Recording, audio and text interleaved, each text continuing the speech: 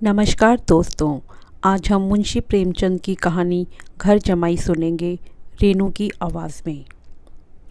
हरिधन जेठ की दोपहरी में ऊख में पानी देकर आया और बाहर बैठा रहा। घर में से धुआं उठता नज़र आता था। छन छन की आवाज़ भी आ रही थी। उसके दोनों साले उसके बाद आए और घर में चले गए। दोनों सालों के लड़के भी आए और उसी तरह अंदर दाखिल हो गए, पर हरिधन अंदर न जा सका। इधर 1 महीने से उसके साथ यहाँ जो बर्ताव हो रहा था और विशेषकर कल उसे जैसी फटकार सुननी पड़ी थी, वह उसके पाँव में बेड़ियाँ सी डाले हुए था। कल उसकी सास ही ने तो कहा था, मेरा जी तुमसे भर गया, मैं तुम्हारी ज़िंदगी का ठेका लिए बैठी हूँ क्या। और सबसे बढ़कर अपनी स्त्री की निष्ठुरता ने उसके हृदय के टुकड़े कर दिए थे। वह बैठी यह फटकार सुनती रही, पर एक बार भी तो उसके मुँह से ना निकला, अम्मा तुम क्यों इनका अपमान कर रही हो। बैठी गट गट सुनती रही। शायद मेरी दुर्गति पर खुश हो रही थी। इस घर में वह जाए कैसे? क्या फिर वही गालियाँ खाने, वही फटकार सुनने के लिए? और आज इस घर में जीवन के 10 साल गुजर जाने पर यह हाल हो रहा है। मैं किसी से कम काम नहीं करता हूँ। दोनों साले मीठी नींद सोते रहते हैं और मैं बैलों को सानी पानी देता हूँ, छांटी काटता हूँ। वहाँ सब लोग पल पल पर चिलम पीते हैं। मैं आंखें बंद किए अपने काम में लगा रहता हूँ। संध्या समय पर घर वाले गाने बजाने चले जाते हैं। मैं घड़ी रात तक गाय भैंसें धोता हूँ। उसका यह पुरस्कार मिल रहा है कि कोई खाने को भी नहीं पूछता, उल्टे और गालियाँ मिलती हैं। उसकी स्त्री घर से डोल लेकर निकली और बोली, जरा इसे कुएं से खींच लो, एक बूंद पानी नहीं है। हरिधन ने डोल लिया और कुएं से पानी भर लाया। उसे जोर से भूख लगी हुई थी। समझा अब खाने को बुलाने आएगी, मगर स्त्री डोल लेकर अंदर गई तो वहीं की हो रही। हरिधन थका मांदा श्रद्धा से व्याकुल पड़ा सो रहा। सहसा उसकी स्त्री गुमानी ने आकर उसे जगाया। हरिधन ने पड़े पड़े ही कहा, क्या है? क्या पड़ा बिना रहने देगी या और पानी चाहिए? गुमानी कटु स्वर में बोली, गुर्राते क्यों हो? खाने को बुलाने आई हूँ। हरिधन ने देखा उसके दोनों साले और बड़े साले के दोनों लड़के भोजन किए चले जा रहे हैं। उसकी देह में आग लग गई। मेरी अब यह नौबत पहुँच चुकी कि इन लोगों के साथ बैठकर खा भी नहीं सकता। मैं इनकी झूठी थाली चाटने वाला हूँ। मैं इनका कुत्ता हूँ जिसे खाने के बाद टुकड़ा रोटी डाल दी जाती है। यही घर है जहाँ आज से 10 साल पहले उसका कितना आदर सत्कार होता था। साले गुलाम बने रहते थे। सास मुँह जोती रहती थी। स्त्री पूजा करती थी। तब उसके पास रुपए थे, जायदाद थी। अब वह दरिद्र है। उसकी सारी जायदाद को इन्हीं लोगों ने कूड़ा कर दिया। अब रोटियों के भी लाले हैं। उसके जी में एक ज्वाला सी उठी कि इसी वक्त अंदर जाकर सास को और साली को भिगो भिगो कर लगाए, पर जब्त करके रह गया। पड़े पड़े बोला, मुझे भूख नहीं है, आज ना खाऊंगा। गुमानी ने कहा, ना खाओगे मेरी बला से। हाँ नहीं तो खाओगे, तुम्हारे ही पेट में जाएगा, कुछ मेरे पेट में थोड़े ही जाएगा। हरिधन का क्रोध आंसू बन गया। यह मेरी स्त्री है जिसके लिए मैंने अपना सर्वस्व मिट्टी में मिला दिया। मुझे उल्लू बनाकर यह सब मुझे अब निकाल देना चाहते हैं। वह अब कहाँ जाए, क्या करे? उसकी सास आकर बोली, चलकर खा क्यों नहीं लेते जी? रूठते किस पर हो? यहाँ तुम्हारे नखरे सहने का किसी में बूता नहीं है। जो देते हैं वह मत देना, और क्या करोगे? तुमसे बेटी बिहाई है, कुछ तुम्हारी ज़िंदगी का ठेका नहीं लिया है। हरिधन ने मर्माहत होकर कहा, हाँ अम्मा, मेरी भूल थी कि मैं यही समझा रहा था। अब मेरे पास क्या है कि तुम मेरी ज़िंदगी का ठेका लोगी? जब मेरे पास धन भी था तब सब कुछ आता था। अब दरिद्र हूँ, तुम क्यों बात पूछोगी? बूढ़ी सास भी मुंह फुलाकर भीतर चली गई। बच्चों के लिए भी बाप एक फालतू सी चीज़, एक विलास की वस्तु है, जैसे घोड़े के लिए चने या बाबुओं के लिए मोहन भोग। मोहन भोग उम्र भर ना मिले तो किसका नुकसान है, मगर एक दिन रोटी दाल के दर्शन ना हो तो फिर देखिए क्या हाल होता है। पिता के दर्शन कभी कभी शाम सवेरे हो जाते हैं। वह बच्चे को उछालता है, दुलारता है, कभी गोद में लेकर या उंगली पकड़कर सैर कराने ले जाता है, और बस यही उसके कर्तव्य की इति है। वह परदेश चला जाए, बच्चे को परवाह नहीं होती, लेकिन माँ तो बच्चे का सर्वस्व है। बालक एक मिनट के लिए भी उसका वियोग नहीं सह पाता। पिता कोई भी हो, उसे परवाह नहीं, केवल एक उछालने कुदाने वाला आदमी होना चाहिए। लेकिन माता तो अपनी होनी चाहिए, 16 आने अपनी, वही रूप, वही रंग, वही प्यार, वही सब कुछ। वह अगर नहीं है तो बालक के जीवन का स्रोत मानो सूख जाता है। फिर वह शिव का नंदी है, पर फूल या जल चढ़ाना लाजिमी नहीं, अख्तियारी है। हरिधन की माता का आज 10 साल हुए देहांत हो गया था। उस वक्त उसका विवाह हो चुका था। वह 16 साल का कुमार था, पर माँ के मरते ही उसे मालूम हुआ कि मैं कितना निस्सहाय हूँ, जैसे उस घर पर उसका अधिकार ही ना रहा हो। बहनों के विवाह हो चुके थे, भाई कोई दूसरा ना था। बेचारा अकेले घर में जाते भी डरता था। माँ के लिए रोता था, पर माँ की परछाई से डरता था। जिस कोठरी में उसने देह त्याग किया था, उधर आंखें तक न उठाता। घर में एक बुआ थी, वह हरिधन को बहुत दुलार करती। हरिधन को अब दूध ज़्यादा मिलता, काम भी कम करना पड़ता। बुआ बार बार पूछती, बेटा कुछ खाओगे? बाप भी अब उसे ज़्यादा प्यार करते। उसके लिए अलग एक गाय मंगवा दी।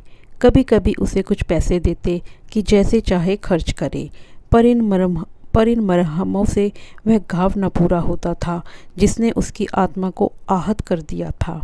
वह दुलार और प्यार बार बार माँ की याद दिलाता। माँ की घुड़कियों में जो मज़ा था, वह क्या इस दुलार में था? माँ से मांगकर, लड़कर, ठुनक कर, रूठ कर लेने में जो आनंद था, वह क्या भिक्षा दान में था? पहले वह स्वस्थ था, मांग मांग कर खाता था, लड़ लड़ कर खाता। अब वह बीमार था, अच्छे से अच्छे पदार्थ उसे दिए जाते थे, पर भूख न थी। साल भर तक वह इसी दशा में रहा। फिर दुनिया बदल गई। एक नई स्त्री, जिसे लोग उसकी माता कहते थे, उसके घर में आई और देखते देखते एक काली घटा की तरह उसके संकुचित भूमंडल पर छा गई। सारी हरियाली, सारे प्रकाश पर अंधकार का पर्दा पड़ गया। हरिधन ने इस नकली माँ से बात तक न की, कभी उसके पास गया तक नहीं। एक दिन घर से निकला और ससुराल चला आया। बाप ने बार बार बुलाया, पर उसके जीते जी वह फिर उस घर में ना गया। जिस दिन उसके पिता की देहांत की सूचना मिली, उसे एक प्रकार का ईर्ष्यामय हर्ष हुआ। उसकी आंखों में आंसू की एक बूंद भी ना आई। इस नए संसार में आकर हरिधन को एक बार फिर मातृ स्नेह का आनंद मिला। उसकी सास ने ऋषि वरदान की भांति उसके शून्य जीवन को विभूतियों से परिपूर्ण कर दिया। मरुभूमि में हरियाली उत्पन्न हो गई। सालियों की चुहल में, सास के स्नेह में, सालों के वाक विलास में और स्त्री के प्रेम में उसके जीवन की सारी आकांक्षाएं पूरी हो गईं। सास कहती, बेटा तुम इस घर को अपना ही समझो, तुम ही मेरी आंखों के तारे हो। वह उससे अपने लड़कों की, बहुओं की शिकायत करती। वह दिल में समझता था, सासू जी मुझे अपने बेटों से ज़्यादा चाहती हैं। बाप के मरते ही वह घर गया और अपने हिस्से की जायदाद को कूड़ा करके रुपयों की थैली लिए फिर आ गया। अब उसका दूना आदर सत्कार होने लगा। उसने अपनी सारी संपत्ति सास के चरणों पर अर्पण करके अपने जीवन को सार्थक कर दिया। अब तक उसे कभी कभी घर की याद आ जाती थी, अब भूलकर भी उसकी याद न आती। मानो वह उसके जीवन का कोई भीषण कांड था, जिसे भूल जाना ही उसके लिए अच्छा था। वह सबसे पहले उठता, सबसे ज़्यादा काम करता। उसका मनोयोग, उसका परिश्रम देखकर गांव के लोग दांतों तले उंगली दबाते थे। उसके ससुर का भाग्य बघारते, जिसे ऐसा दामाद मिल गया। लेकिन ज्यों-ज्यों दिन गुजरते गए, उसका मान सम्मान घटता गया। पहले देवता था, फिर घर का आदमी, अंत में घर का दास हो गया। रोटियों में भी बाधा पड़ गई, अपमान होने लगा। अगर घर के लोग भूखों मरते और साथ ही उसे भी मरना पड़ता तो उसे जरा भी शिकायत ना होती। लेकिन जब वह देखता और लोग मूँछों पर ताव दे रहे हैं, केवल मैं ही दूध की मक्खी बना दिया गया हूँ, तो उसके अंतस्थल से एक लंबी ठंडी आह निकल जाती। अभी उसकी उम्र कुल 25 साल की ही तो थी। इतनी उम्र इस घर में कैसे गुजरेगी? और तो और उसकी स्त्री ने भी आंखें फेर ली। यह उस विपत्ति का सबसे क्रूर दृश्य था। हरिधन तो उधर भूखा प्यासा चिंता दाह में जल रहा था। इधर घर में सास जी और दोनों सालों में बातें हो रही थी। गुमानी भी हाँ में हाँ मिलाती जाती थी। बड़े साले ने कहा, हम लोगों की बराबरी करते हैं। वह यह नहीं समझते कि किसी ने उसकी ज़िंदगी भर का बीड़ा थोड़े ही लिया है। 10 साल हो गए, इतने दिनों में क्या 2-3 हज़ार ना हड़प लिए होंगे। छोटे साले ने कहा, मजूर हो तो कोई आदमी घुड़के भी डांटे भी, अब इनसे कोई क्या कहे, ना जाने इनसे कब पिन छूटेगा। अपने दिल में समझते होंगे मैंने 2-4 हज़ार रुपये नहीं दिए हैं। वह यह नहीं समझते कि उनके 2-4 हज़ार रुपये कब के उड़ चुके हैं। 1.25 सेर तो 1 जून को चाहिए। सास गंभीर भाव से बोली, बड़ी भारी खुराक है। गोमानी सुलगते हुए हृदय से बोली, निकम्मे आदमी को खाने के सिवा और काम ही क्या रहता है। बड़े खाने की कोई बात नहीं है, जिसको जितनी भूख हो उतना खाए, लेकिन कुछ पैदा भी तो करना चाहिए। वह नहीं समझते कि पहुनई में किसी के दिन कटे हैं। छोटे, मैं तो एक दिन कह दूंगा, अब आप अपनी राह लीजिए, आपका कर्जा नहीं खाया है। गुमानी घरवालों की ऐसी ऐसी बातें सुनकर अपने पति से द्वेष करने लगी थी। अगर वह बाहर से 4 पैसे लाता तो इस घर में उसका कितना मान सम्मान होता। वह भी रानी बनकर रहती। ना जाने क्यों बाहर जाकर कमाते उसकी नानी मरती है। गुमानी की मनोवृत्तियाँ अभी तक बिल्कुल बालपन की सी थी। उसका अपना कोई घर ना था। उसी घर का हित अहित उसके लिए भी प्रधान था। वह भी उन्हीं शब्दों में विचार रखती, इस समस्या को उन्हीं आंखों से देखती जैसे उसके घरवाले देखते थे। सच तो है, 2,000 रुपये में क्या किसी को मोल ले लेंगे। 10 साल में भी 2,000 रुपये होते ही क्या हैं। 200 तो 2 साल भर के ही हुए। क्या 2 आदमी साल भर में 200 भी ना खाएंगे। फिर कपड़े लत्ते, दूध, घी सब कुछ तो है। 10 साल हो गए, एक पीतल का छल्ला नहीं बना। घर से निकलते तो जैसे इनके प्राण निकलते हैं। जानते हैं, पहले जैसी पूजा होती थी वैसी ही जन्म भर होती रहेगी। यह नहीं सोचते कि पहले और बात थी, अब और बात है। बहू ही पहले ससुराल जाती है तो उसका कितना महात्म होता है। उसके डोली से उतरते ही बाजे बजते हैं। गांव मोहल्ले की औरतें उसका मुंह देखने आती हैं और रुपए देती हैं। महीनों उसे घर भर में अच्छा खाना खाने को मिलता है, अच्छा पहनने को मिलता है, कोई काम नहीं लिया जाता। लेकिन 6 महीने बाद कोई उसकी बात भी नहीं पूछता। वह घर भर की लौंडी हो जाती है। उनके घर में मेरी तो वही गति होती। फिर काहे को रोना। जो यह कहो कि मैं तो काम करता हूँ तो तुम्हारी भूल है। मजूर और बाप है, उसे आदमी डांटता भी है, मारता भी है। जब चाहता है रखता है, जब जी चाहता है निकाल देता है, कसकर काम लेता है। यह नहीं कि जब जी में आया कुछ काम किया, जब जी आया पढ़कर सो रहे। हरिधन भी पड़ा अंदर ही अंदर सुलग रहा था कि दोनों साले बाहर आए और बड़े साहब बोले, भैया उठो, तीसरा पहर ढल गया, कब तक सोते रहोगे, सारा खेत पड़ा है। हरिधन चट से उठ बैठा और तीव्र स्वर में बोला, क्या तुम लोगों ने मुझे उल्लू समझ लिया है। दोनों साले हक्का बक्का हो गए। जिस आदमी ने कभी जबान नहीं खोली, हमेशा गुलामों की तरह हाथ बांधे हाजिर रहा, वह आज एकाएक इतना आत्माभिमानी कैसे हो गया। यह उनको चौंका देने के लिए काफ़ी था। कुछ जवाब ना सूझा। हरिधन ने देखा इन दोनों के कदम उखड़ गए हैं तो एक धक्का और देने की प्रबल इच्छा को न रोक सका। उसी ढंग से बोला, मेरी भी आंखें हैं, अंधा नहीं हूँ, ना बहरा ही हूँ। छाती फाड़कर काम करूँ और उस पर भी कुत्ता समझा जाऊँ, ऐसे गधे कहीं और होंगे। अब बड़े साले भी गरम पड़े। तुम्हें किसी ने यहाँ बांध तो नहीं रखा है। अब की हरिधन लाजवाब हुआ, कोई बात ना सूझी। बड़े ने फिर उसी ढंग से कहा, अगर तुम यह चाहो कि जन्म भर बाहुने बने रहो और तुम्हारा वैसा ही आदर सत्कार होता रहे तो हमारे बस की बात नहीं है। हरिधन ने आंखें निकालकर कहा, क्या मैं तुम लोगों से यह कम काम करता हूँ। यह कौन कहता है। तो तुम्हारे घर की यही नीति है कि जो सबसे ज़्यादा काम करे वही भूखों मारा जाए।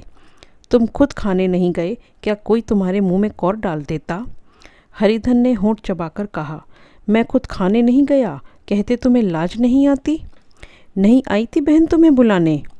हरिधन के आंखों में खून उतर गया, दांत पीसकर रह गया। छोटे साले ने कहा, अम्मा भी आई थी, तुमने कह दिया मुझे भूख नहीं है तो क्या करती। सास भीतर से लपकी चली आ रही थी। यह बात सुनकर बोली, कितना कहकर हार गई, कोई उठे ना तो मैं क्या करूं? हरिधन ने विष, खून और आग से भरे हुए स्वर में कहा, मैं तुम्हारे लड़कों का झूठा खाने के लिए हूँ? मैं कुत्ता हूँ कि तुम लोग खाकर मेरे सामने रूखी रोटी का टुकड़ा फेंक दो? बुढ़िया ने ऐंठकर कहा, तो क्या तुम लड़कों की बराबरी करोगे? हरिधन परास्त हो गया। बुढ़िया के एक ही वाक प्रहार ने उसका काम तमाम कर दिया। उसकी तनी हुई भवें ढीली पड़ गई, आंखों की आग बुझ गई, फड़कते हुए नथने शांत हो गए। किसी आहत मनुष्य की भांति वह जमीन पर गिर पड़ा। क्या तुम मेरे लड़कों की बराबरी करोगे? यह वाक्य एक लंबे भाले की तरह उसके हृदय में चुभता चला जाता था।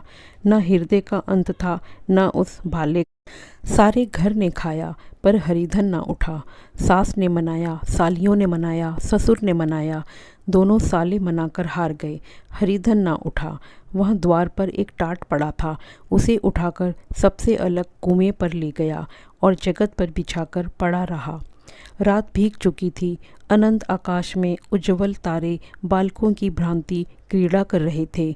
कोई नाचता था, कोई उछलता था, कोई हंसता था, कोई आंखें मीचकर फिर खोल देता था। रह रहकर कोई साहसी बालक सपाटा भरकर एक पल में उस विस्तृत क्षेत्र को पार कर लेता था और ना जाने कहाँ छा जाता था। हरिधन को अपना बचपन याद आ गया, जब वह भी इसी तरह क्रीड़ा करता था। उसकी बाल स्मृतियाँ उन्हीं चमकीले तारों की भांति प्रज्वलित हो गईं। वह अपना छोटा सा घर, वह आम का बाग जहाँ वह कीरियाँ चुनता था, वह मैदान जहाँ कबड्डी खेला करता था, सब उसको याद आने लगे। फिर अपनी स्नेहमयी माता की सदैव मूर्ति उसके सामने खड़ी हो गई। उन आँखों में कितनी करुणा थी, कितनी दया थी। उसे ऐसा जान पड़ा मानो माता की आंखों में आंसू भरे उसे छाती से लगा लेने के लिए हाथ फैलाए उसकी ओर चली आ रही है। वह उस मधुर भावना में अपने को भूल गया। ऐसा जान पड़ा मानो माता ने उसे छाती से लगा लिया है और उसके सिर पर हाथ फेर रही है। वह रोने लगा, फूट फूट कर रोने लगा।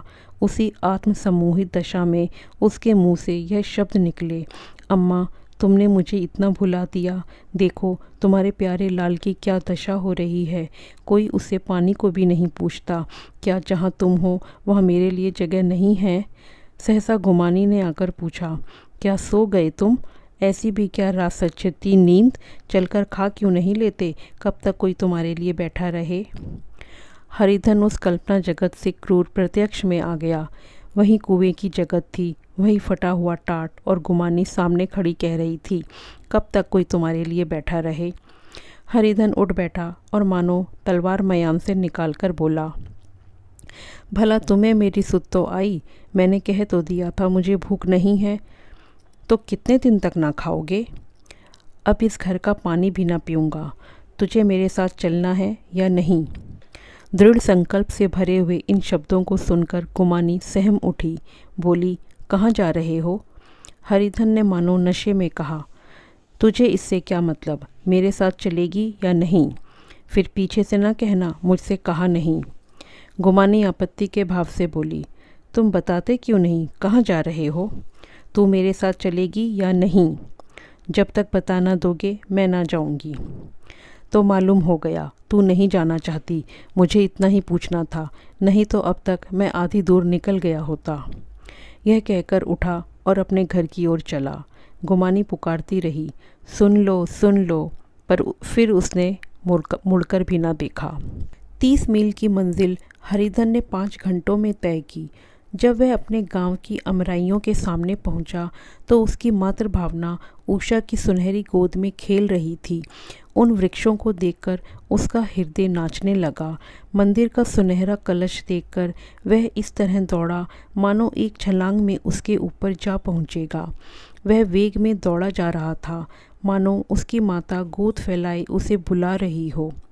जब वह आमों के बाग में पहुंचा, जहां डालियों पर बैठकर वह हाथी की सवारी का आनंद पाता था, जहां के कच्चे बेरों और लिसोड़ों में एक स्वर्गीय स्वाद था, तो वह बैठ गया और भूमि पर सिर झुकाकर रोने लगा, मानो अपनी माता को अपनी विपत्ति कथा सुना रहा हो। वहाँ की वायु में, वहाँ के प्रकाश में मानो उसकी विराट रूपिणी माता व्याप्त हो रही थी। वहाँ की अंगुल अंगुल भूमि माता के पद चिन्हों से पवित्र थी। माता के स्नेह में डूबे हुए शब्द अभी तक मानो आकाश में गूंज रहे थे। इस वायु और इस आकाश में ना जाने कौन सी संजीवनी थी जिसने उसके शोकात्र हृदय को फिर बालोत्साह से भर दिया। वह एक पेड़ पर चढ़ गया और उधर से आम तोड़ तोड़ कर खाने लगा। सास के वह कठोर शब्द, स्त्री का वह निष्ठुर आघात, वह सारा अपमान उसे भूल गया। उसके पांव फूल गए थे, तलवों में जलन हो रही थी, पर इस आनंद में उसे किसी बात का ध्यान न था। सहसा रखवाले ने पूछा, वह कौन ऊपर चढ़ा है रे? उतर अभी, नहीं तो ऐसा पत्थर खींचकर मारूंगा कि वहीं ठंडे हो जाओगे। उसने कई गालियां भी दी। इस फटकार और इन गालियों में वह इस समय हरिधन को अलौकिक आनंद मिल रहा था। वह डालियों में छिप गया, कई आम काट काट नीचे गिराए और जोर से ठट्टा मारकर हंसा। ऐसी उल्लास से भरी हुई हंसी उसने बहुत दिन से हंसी न थी। रखवाले को यह हंसी परिचित मालूम हुई, मगर हरिधन यहाँ कहाँ? वह ससुराल की रोटियां तोड़ रहा है। कैसा हंसोड़ा था, कितना चिबिल्ला, ना जाने बेचारे का क्या हाल हुआ। पेड़ की डाल से तालाब में कूद जाता था। अब गांव में ऐसा कौन है? डांटकर बोला, वहाँ से बैठे बैठे हंसोगे तो आकर सारी हंसी निकाल दूंगा, नहीं तो सीधे उतर आओ। वह गालियाँ देते जा रहा था कि एक गुठली आकर उसके सिर पर लगी। सिर सहलाता हुआ बोला, यह कौन शैतान है? नहीं मानता? ठहर तो मैं आकर तेरी खबर लेता हूँ। उसने अपनी लकड़ी नीचे रख दी और बंदरों की तरह चट चट ऊपर चढ़ गया।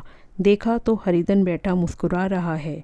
चकित होकर बोला, अरे हरिधन, तुम यहाँ कब आए? इस पेड़ पर कब से बैठे हो? दोनों बचपन के सखा वहीं गले मिले। यहाँ कब आए? चलो घर चलो। भले आदमी, क्या वहाँ आम भी मयस्सर न होते थे? हरिधन ने मुस्कुराकर कहा, मंगरू, इन आमों में जो स्वाद है वह और कहीं के आमों में नहीं है। गांव का क्या रंग ढंग है? मंगरू, सब चैन चान है भैया, तुमने तो जैसे नाता ही तोड़ लिया। इस तरह कोई अपना गांव घर छोड़ देता है? जब से तुम्हारे दादा मरे सारी गिरस्ती चौपट हो गई। 2 छोटे छोटे लड़के हैं, उनके लिए क्या होता है? अब उस गिरस्ती से क्या वास्ता है? भाई, मैं तो अपना ले दे चुका, मजूरी तो मिलेगी ना, तुम्हारी गैयां ही चरा दिया करूँगा, मुझे खाने को दे देना। मंगरू ने अविश्वास के भाव से कहा, अरे भैया, कैसी बातें करते हो? तुम्हारे लिए जान हाजिर है। क्या ससुराल में अब ना रहोगे? कोई चिंता नहीं, पहले तो तुम्हारा घर ही है, उसे संभालो। छोटे छोटे बच्चे हैं, उनको पालो। तुम नई अम्मा से नाहक डरते थे, बड़ी सीधी है बेचारी, बस अपनी माँ समझो, तुम्हें पाकर तो निहाल हो जाएगी। अच्छा, घरवाली को तो लाओगे?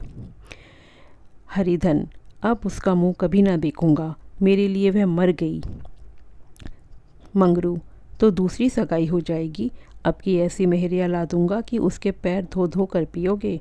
लेकिन कहीं पहली वाली आ गई तो? हरिधन, वह ना आएगी।